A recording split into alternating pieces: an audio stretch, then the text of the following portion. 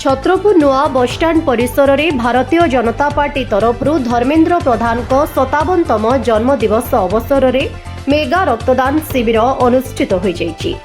एही कार्यक्रम रे छत्रपुर विधायक कृष्णचंद्र नायक जोगदे प्रभु जगन्नाथक मूर्ति रे दीप प्रज्वलन करी कार्यक्रम आरंभ करथिले।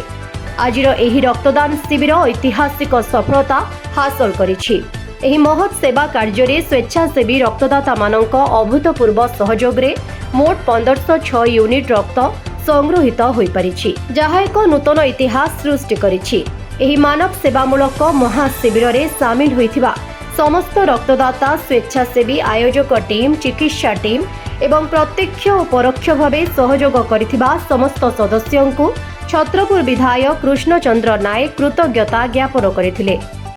महात्मा गांधी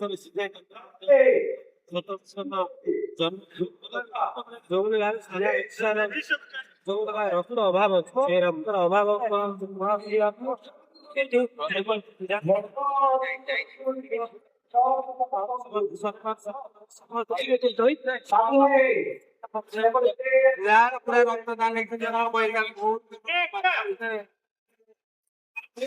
रक्तदान सामुदायिक स्वेच्छा